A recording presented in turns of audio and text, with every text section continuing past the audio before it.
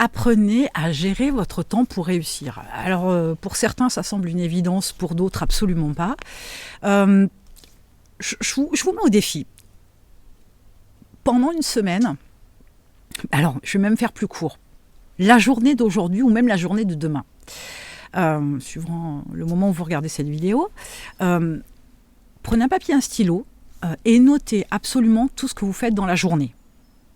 Alors oui, c'est beaucoup de boulot, ça je vous le concède, ça va pas être fun, c'est évident.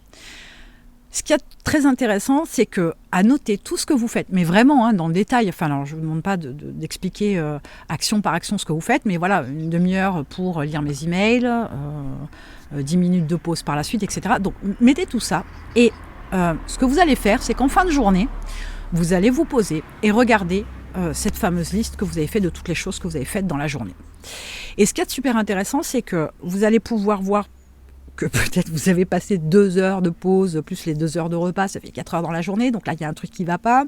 Vous allez vous rendre compte que finalement vous avez fait tout un tas de choses, des petites bricoles, 10 minutes, un quart d'heure, 20 minutes, qui finalement ne servent pas à votre entreprise, qui finalement ne vous aident pas à atteindre votre objectif, qui finalement ne rapportent pas quoi que ce soit à l'entreprise d'une manière ou d'une autre. Donc c'est hyper intéressant.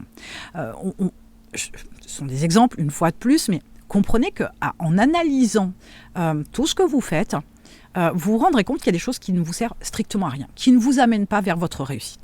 Donc en reprenant les bases et en se reconcentrant sur ce qu'il y a d'essentiel et d'important pour votre entreprise, et en calant ça correctement dans votre agenda, vous devriez modifier votre approche du temps, certes, votre gestion du temps, bien évidemment, mais surtout, vous pourriez aussi vous rendre compte que les résultats dans votre entreprise vont être différents.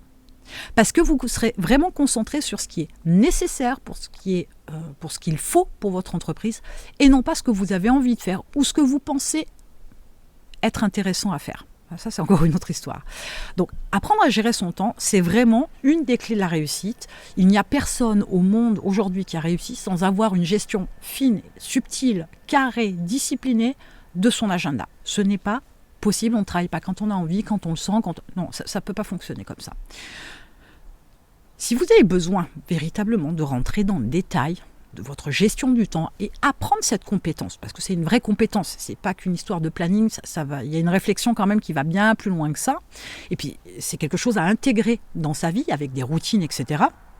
Il y a un vrai travail, mais tout simplement, vous avez un lien dans la description. Vous allez déjà commencer, pourquoi pas, par faire le challenge offert pendant 7 jours, où vous allez pouvoir prendre conscience de certaines choses. Mais pour aller plus en profondeur avec la gestion du temps, vous avez l'approche, l'expérience Mindset 365. Et tous les jours, vous allez apprendre quelque chose. Tous les jours, vous allez travailler sur un point particulier. Et notamment, votre gestion du temps. Donc allez-y et on se retrouve de l'autre côté.